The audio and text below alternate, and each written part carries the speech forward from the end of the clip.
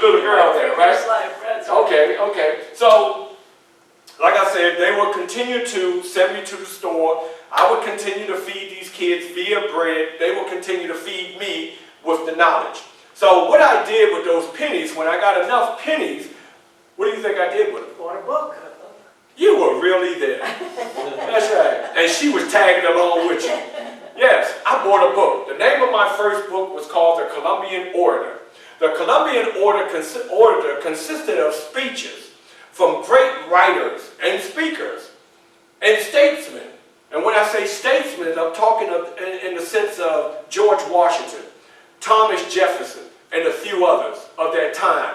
Well, when I got that book, I have you know, it became my breath, it became my eat, it became my drink, meaning that I studied that book so hard, and it taught me how to affirmably and confirmably approach myself, approach the world of slavery, and how to approach others.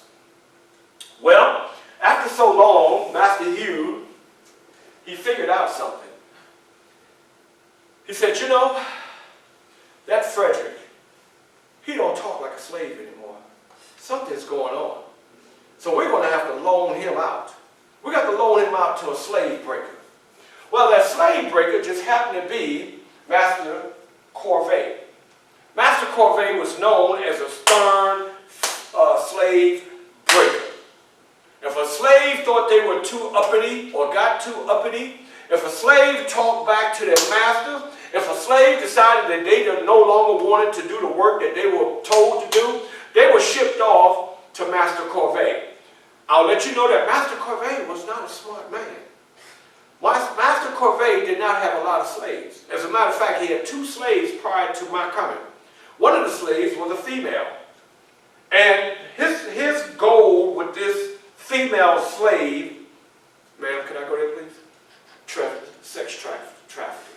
His goal with this one female slave was to have her impregnated by other male slaves, so in the end he would have and grow his own product slaves. Take a while.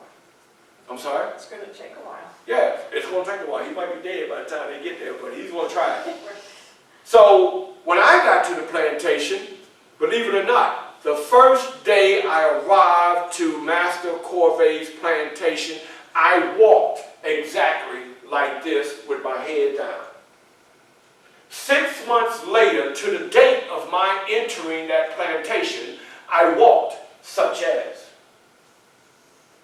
And the reason I walked such as, because Master had beat me every day. He beat the confidence out of me. He beat the assurance out of me. He beat me because his goal was to break me. And ladies and gentlemen, he did a heck of a good job of it. Because at that point, I knew that I would never exit out of slavery. I knew that I would die a slave. So I had no hope. I had no agility. I had no aspiration. All my hopes were gone. But it's funny how one day I was standing on the Chesapeake and I was watching the water as it flowed upstream. And I started speaking to this water. And I said to the water, I said, it's amazing how free you are to roam as you wish. If you wish to go north, you'll go north. If you wish to go south, you go south. If you wish to go east or west, if you wish to roar, you will roar. That's how free you are. But me, I'll be a slave forever. So I was walking back down the trailway, 2 horses came up behind me. It was 2 slave owners. And they saw me and they started communicating with each other, such as, look at that boy. He's a handsome young boy too. And one of them came up close to me and he said, boy, what's your name? I said, Frederick. He said, Frederick, you should escape. You should go north. It sounded good to me. But then I had to come to my senses. They might be setting me up. Because as I run, it'll be them that'll capture me and kill me. So I said, no, I like it where I am. Do you like where you are? I said, yes. My master takes real good care of me, as I lied, because Master Corvée, he was a whipper. Well, 2 or 3 days later, we were out fanning the mill. 2 other slaves and I, we were fanning the mill. And all of a sudden, I got a pain in my side. And I went down. And as I went down, slave here, he says, "Freddie, get up, get up. You know Master Corvée don't play." He was known as a snake. And the reason we call Master Corvée a snake, because he knew how to do the work. Because he did it himself. He didn't have slaves. He did the work himself. So what Master Corvée would do at times, he would get on the horse and he would ride, tell us he's going to the city, but he would go to the edge of the woods, get off his horse and tie his horse to a tree, and then sneak back on us, sneak up back on us.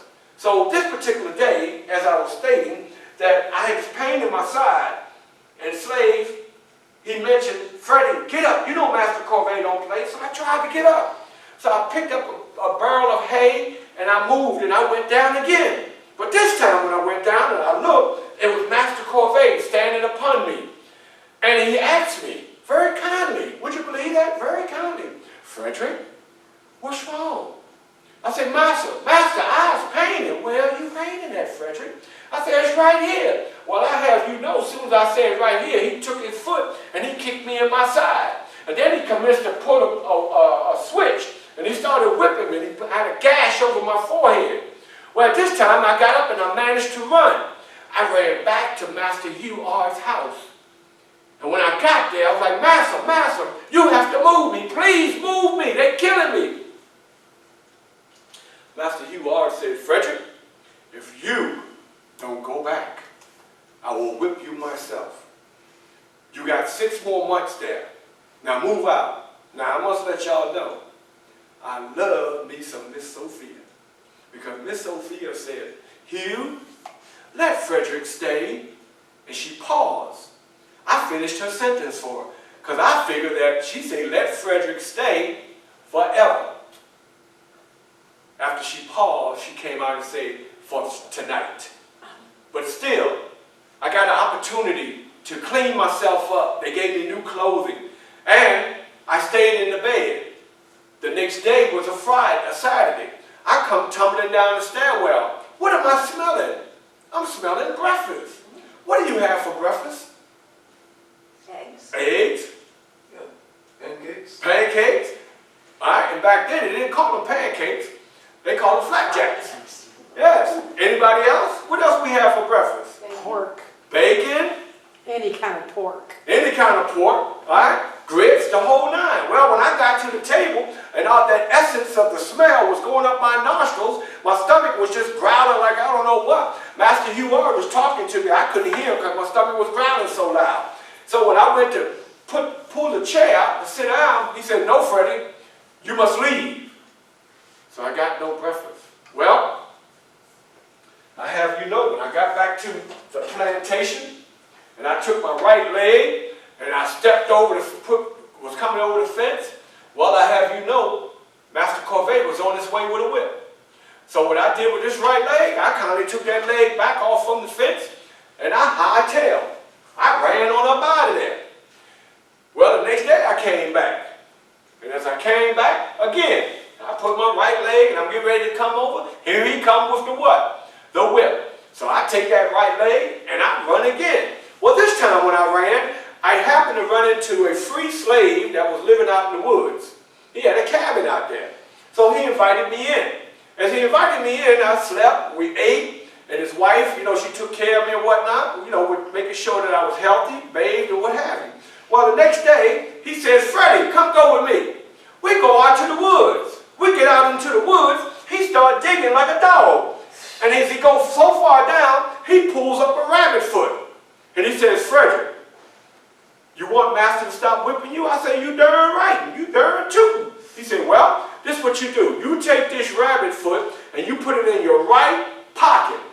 My response was, "I'm not taking no rabbit foot. I'm not suspicious." He said, "Okay, well, go back and get some more whippings." I said, "Give me that rabbit foot." So I put it in my my right pocket. Well, when I got back this time, which was a Sunday morning, I put my right foot over. Well, guess who's coming this time? It's Master Corvée. And this time he comes and he says, "Frederick, where have you been? Please come." So as I crawled over the fence, instead of him pulling out a whip to whip me, I have you know, he's putting his arms around me and he says, "Come on, Frederick, let's talk." And to my amazement, he says, "Frederick, take the rest of the day off." So I took the rest of the day off, and he says, "If you will, please clean up the barn tomorrow morning." Tomorrow morning, Monday morning. Well, while I'm out there at the barn cleaning it up, Monday morning, I'm out there cleaning out the stall, the door opened up. It's Master Corvée. And as I look, he got something in his hand. What you think he had in his hand? A whip. You must have been there too. He had a whip in his hand. And so as I looked up, I was startled. He unraveled the whip, and it ran behind it wrapped around my ankle. So what happened is, I kind of pulled back, and I had the strength enough to untangle that whip from my ankle, and I tied it around my hand, my wrist. And as I tied it around my wrist, I pulled him to me. And in 2 hours, we battled. But in the midst of us battling, fighting each other, there was another slave that came. The slave came in, and he saw what was going on, and Master Corvée called the slave and told the slave, "Get Frederick off me." So what happened is, he went to get me, but I kicked him, and he ran. Now the next slave that came, maybe about 2 minutes or 5 minutes, whatever, he came, he opened up the door, and he looked, and he said, and he ran off. Now, the young lady I told you about in the beginning, she came. Now, she was a big, burly young lady. And she could have whipped me, just blow on me, I would have fell down. That's how big she was. But then when she looked, and Master told her to come get me, she said, "Master Corvée, I am not coming in, and that's your battle. You fight that. Don't call me for that." All right? And just to let you know, she was a very sassy slave. All right? So, it was almost like, you ever seen the Jeffersons in Florence? Okay? All right? She was Florence. Okay? So, she ran out, and after 2 hours of Master and I battling, I got up. Master stayed down. And Master said, "Frederick, you're lucky. You're lucky, because I was going to whip you." And I said, "Master, you're never going to put your hands on me again." As a matter of fact, maybe about 3 months later, I did something I had no business doing. And Master said, "Frederick, you're lucky I don't come over there and whip you." I said to myself, "Master, you don't want no more of this. You got enough of this." Well, after the 6 months is up, they moved me back to Master Huard. Master Huard took to me, and he took to me so much that he taught me a trade. He taught me how to be a caulker, a ship caulker. Basically what that is, that's when they're building the ships and they're putting hay in between the wood. And my job was to make sure the hay would get in between. And it wasn't an easy task, and the reason I'm saying it wasn't an easy task, because of the fact that me being loaned out and being able to get paid for my labor. As a matter of fact, I was bringing home $10 a week, okay?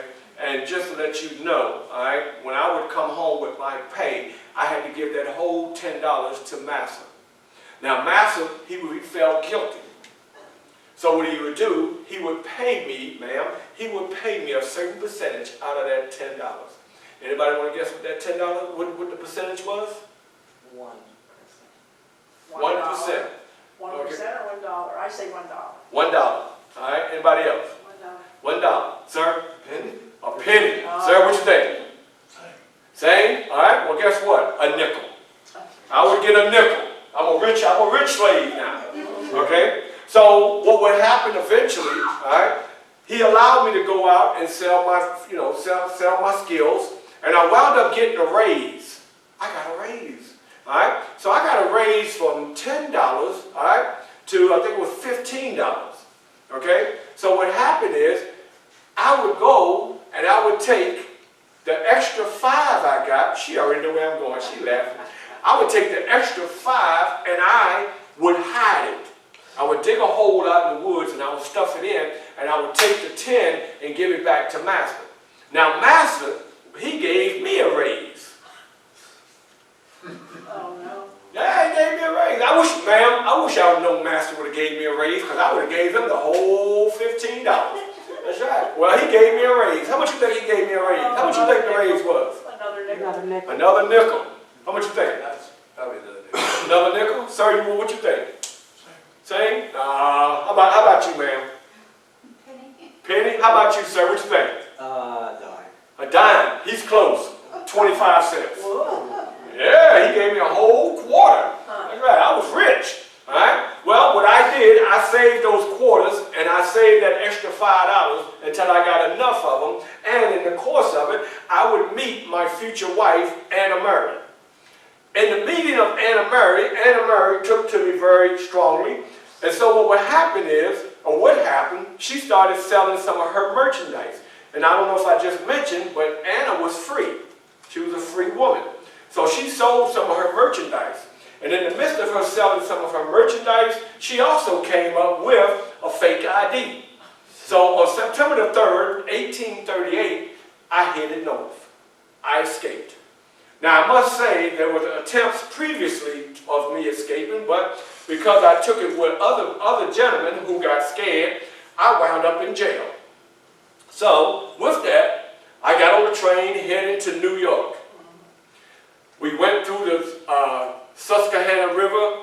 We went through, I forgot the other town, forgive me. But eventually it took us 24 hours to get to New York. And when we got to New York, I was so amazed at what I saw. I didn't even know that part of the country existed. Well, when I got to New York and I got off that train and I saw all these men dressed up in these suits with these tall hats, and I saw these women with these nice long dresses on with their little pocketbooks hanging, and I was wondering how was they moving, how was they getting ahead, because I didn't see their feet. I thought maybe they was on roller skates or something, you know, because the dress just scraped the ground. And then, in the midst of seeing that, which I was happy to see, I was amazed to see, I was curious to see, but I also saw danger. And the danger I saw was the signs. The signs that said, warning, runaway slaves, $50. Warning, runaway slaves, $100. Some of them were up to $500 for runaway slaves. So that meant that I couldn't trust anyone. I didn't care if you were black or white. I couldn't trust you. Well, it just so happened that I did run into a gentleman. He was a lawyer, a black man. He was a lawyer. And Mr. Rucker, I believe his name was, and he invited me to his home. In the midst of inviting me to his home, the same scenario. I got nice fresh clothes. I got to freshen up. I got eats as well. But I didn't know the next day was coming. What do you think happened the next day upon my coming downstairs? What do you think happened? You got caught. Turned you in? Turned me in.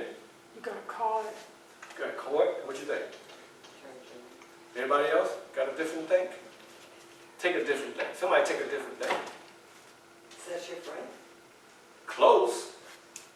Well, since nobody know what the answer is, when I came downstairs and I saw somebody sitting in the living room, he had sent for my wife, Anna. He sent for my wife, Anna Murray. She was sitting there, and I was like, you can only can imagine how my pupils just enlarged. You can only imagine how the endorphins just dripped all through my body, how happy I was to see Anna. Well, we hugged and we kissed, and Mr. Rucker said, okay, well look, you all need to move and you all need to go north. But before we went north, there was a decision to change my name. Anybody want to guess what my name was changed to? No, it wasn't. No. You're too soon. Oh my God. It was Johnson. I kept the name Johnson until we got to Massachusetts. And then I moved to change the name Johnson. And the reason I changed the name Johnson, let me do this. Ma'am, you're the head librarian here? Is there a roster? I'm sorry? Number 2. Okay, is there a roster of some of your guests that come through? Not really, no. We don't Okay. keep lists. Okay, well let me ask you We got a this. roster of staff. Okay, let me ask you this. Is there, just by chance, is there a lot of Johnsons? Yes. Second most common name. Second most common name. Okay? So the reason I decided to change my name out of Johnson because of the fact that there were many Johnsons back then. And because what would happen is slave owners who had the last name of Johnson, they would name their slaves, or they would give their slaves the identity of Johnson, because you knew what plantation that slave would come from. Now, if I may just pull out a personal, since I got to this point, just to pull out a little personal information about myself. As I did research on myself and trying to locate my family, where we come from, quite naturally, Africa, what I found out in my research is that my family, or my clan, if you will, we were moved from Africa to Great Britain. And in Great Britain, we were given the name of Dowridge. So once, when we traveled from Great Britain, we went to Jamaica. From Jamaica, then my grandfather migrated to the States, North Carolina. From North Carolina to Baltimore. That's where my family still resides, in Baltimore. I also found out through my research is that there are tons of Dowridges in Canada, Brooklyn, New York, and the islands.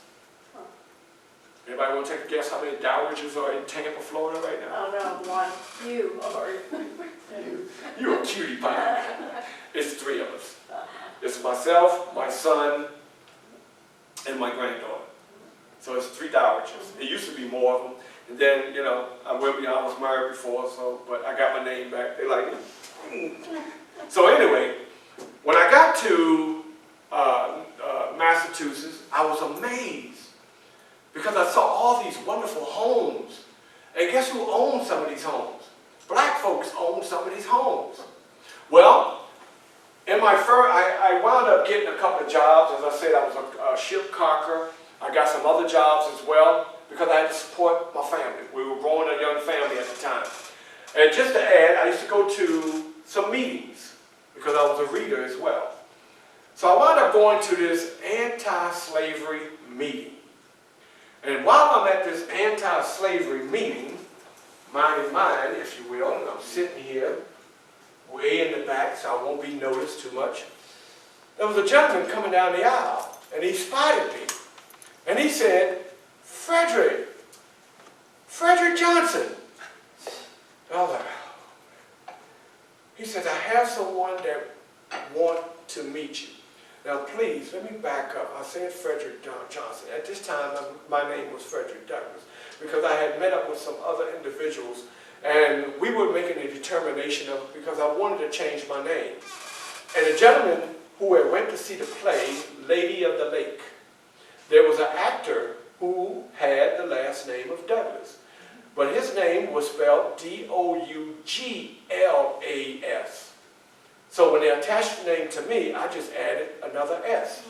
So Douglas. See the difference? See the difference in the pronunciation? So from now on, if you would, make me happy and pronounce my name as Douglas. Put that little S on there. So to any avail, I'm sitting there and he says, Frederick Douglass, and I'm like, yes.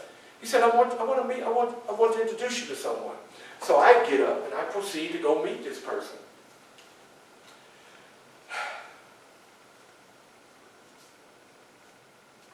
You know, being 62 or something.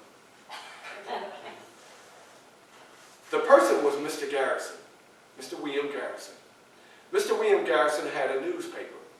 And Mr. Garrison, believe it or not, to my unknowledge, had written a little article about me. That's why that gentleman had noticed me. So when he took me to meet Mr. Garrison, I shake his hand. He says, Frederick. And he shows me the article of me. I'm amazed. And he says, Frederick, I would like for you to get up and speak. And tell these fine folks about your life as a slave. And at 21 years old, I'm telling him, I'm saying, I'm sorry, sir, but I have no formal education. He says, oh, just speak as you speak. I was nervous. I was scared. Well, I'll let you know that I held that audience captive for maybe about an hour and a half, speaking on my life as a slave. And yes, a lot of people didn't believe that I was a slave because I spoke so well.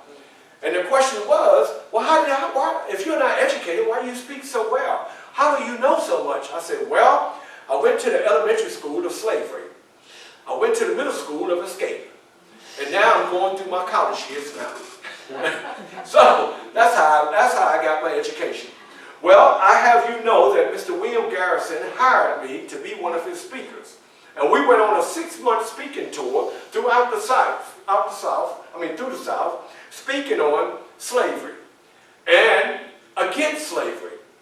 Well, as time went on, I'm thinking maybe about as I moved forward, I think it was maybe about 1845, living in Rochester, New York. My wife, Anna, we've got a nice little slew of children now. We got 5. Our baby girl, Anna, has arrived. So, you know, I'm a family man now. Well, also, I'm an author because my first book has landed, The Narrative of Life and Times of Frederick Douglass.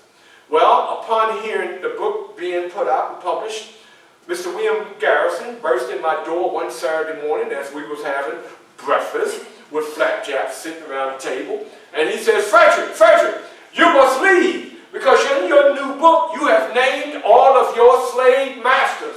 They will come after you. And I'm like, I can't leave. I got a speech tonight. I got a speech tomorrow night. He said, forget about those speeches. Leave immediately. And my beautiful wife, Anna, sitting holding Anna, she says, Frederick, you must leave. But I'm like, Anna, why are you going to survive? Don't worry. Long as you're alive, we'll be okay. Leave now. So I walked over and I kissed her, and I kissed my baby girl, and I hugged all my kids, and I left. And I boarded the first ship to Canada. And from Canada, I went to England, where I stayed for 2 years. Well, I spoke a lot there while I was there. And I have you know, at an engagement, please allow me to act this out. This is a prime excuse for me to take a sip too. I'm at an engagement, a social gathering, and I got me a glass of wine. This is water. I'm sipping. And I'm approached by 2 beautiful young ladies, and they begin to speak, and they say, Frederick, that's how they were speaking,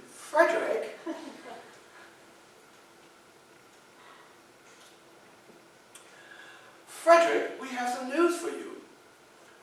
Yes. We have you know, Frederick, that we paid $750 for your freedom. And I went to take another sip, and as soon as she said, freedom, excuse me? Yes, Frederick, you're a free man. Then I took a sip. That was for me to calm my nerves at the learning that I was a free man.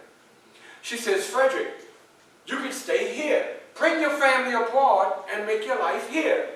Well, at that time, I said, thank you, but no thank you. I must go back to the motherland. I must go back to America because there's more people there that need my help now that I'm a free man. Well, after another sip, next thing I know, I was boarding the cruise ship back to America. It took me 14 days to get back. But when I came back to America, ladies and gentlemen, yes, I was a free man. Even though I was a free man, I still had the wrong color. Well, when I came back, I moved my family. Well, while we was in Rochester, I started a newspaper, the Frederick Douglass Weekly. I changed the name to the North Star. And I also have you know that Mr. William Garrison, who I love very deeply, because Mr. William Garrison, he believed in me. He gave me opportunity, and Mr. Garrison opened doors for me. However, we began to not so much see eye to eye. And the reason we began to part from each other was because over the Constitution. He believed the Constitution was against slavery. I believe that the Constitution was a benefit to slavery in such a way that, are you ready for this? We could use the Constitution to help free slaves. But he did not see it eye to eye. As I move on, not to keep you here too late, there was a knock at the door. That knock was no other than a gentleman by the name of Mr. John Brown. Anybody ever heard of that man? Well, Mr. John Brown and I, we befriended each other. As a matter of fact, he stayed in my home for exactly 3 weeks. He stayed in my home 3 weeks, and he became very friendly with my kids. However, with my wife and I, he bored us to death. Because all he talked about was how he wanted to free slaves, and he would talk to our kids about that. Quite naturally, he would put it in a story form, so the kids were so excited about it. And as a matter of fact, one of my kids, Louis, I believe, he came to me and he said, Papa, Papa, he's a nice white man. We like him. Well, one day, John and I had a conversation, and John's goal was to go to Harper's Ferry. Go to Harper's Ferry and do some killing to free the slaves. He wanted me to go with him. But I told him, I said, John, I'm sorry, my friend, that's not a good idea. You are outnumbered by thousands. He says, well, I got a small army that will go with me. I said, no. He said, Frederick, would you please go with me? I said, John, as much as I love you, you're a good friend, you're an awesome man. And to be honest with you, before I finished, I said to myself, I was very mad at myself. And the reason I was mad at myself, because here's a white man willing to give his life for black people.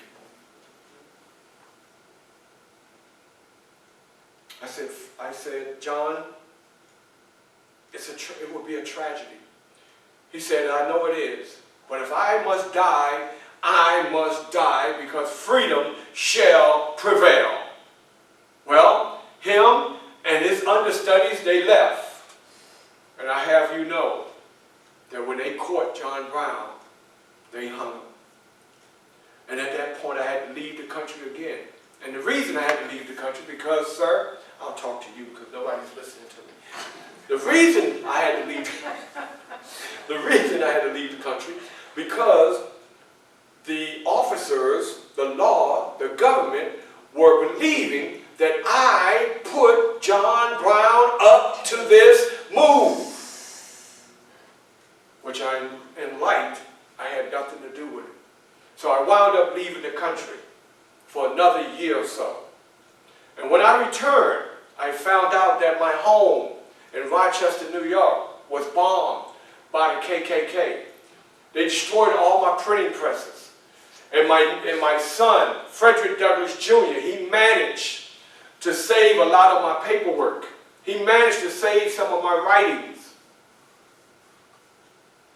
And in the midst of that speech that I read to you earlier, I gave that speech not on July 4th, but July 5th, out of protest. Moving on. The year is 1860. Or 1859.